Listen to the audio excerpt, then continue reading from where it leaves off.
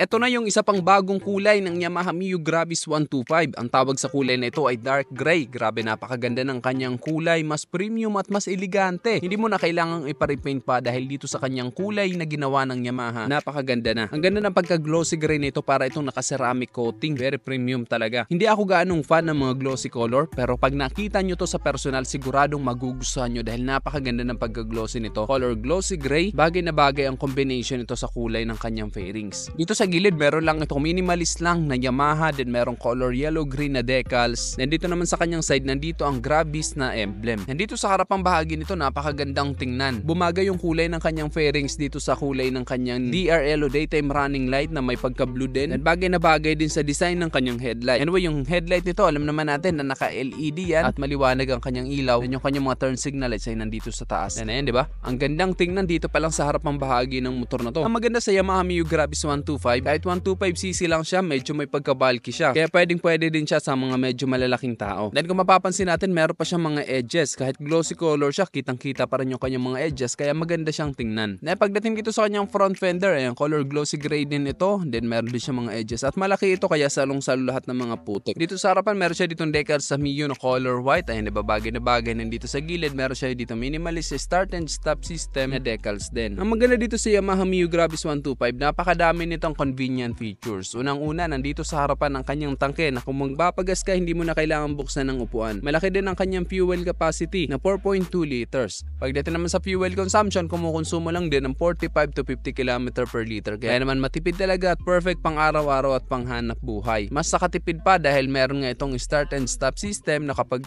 inactivate mo yan, every time na titigil ka sa mga traffic light, automatic na mamamatay ang makina nito. At kung kailangan mo ng umandar, pihitin mo lang si linyador, andar ka na ulit. Then ito ay naka-SMG o Smart Motor Generator na napakatahimik lang sa tuwing i-start mo ang motor mo. So mas makakatipid ka sa baterya at mas matipid din sa gasolina. Then isa pa sa convenient features ito, meron na itong built-in charging port. So pwede ka na mag-charge ang cellphone mo. Bibili ka na lang ng adapter kung gusto mong mag-charge. And meron pa itong bulsa dito sa harapan. Meron itong open pocket. Kaya kung meron kang tumbler o meron kang ilalagay, hindi ka na mahihirapan dahil nandito na sa harapan. Malalim din ito, kaya safe na safe ang ilalagay mo. At malapad ang kanyang footboard dito sa harapan, kaya kung marami kang dala-dala, hindi ka na rin talaga mahihirapan. Kung meron kang bag o meron kang pinamili galing sa grocery or sa palengke, may paglalagyan ka dito sa harapan. Then meron pa itong hook dito sa harapan, kaya meron kang pagsasabitan. Then meron itong underseat storage at 25 liters. Mas malaki pa sa storage ang NMAX at Aerox, at kasya na rin dito ang isang full face helmet. Then meron itong malapad na upuan, kaya relax na relax ka sa mahabang biyahe. Ganun din ang angkas mo. At pagdating naman sa seat height, ito 780mm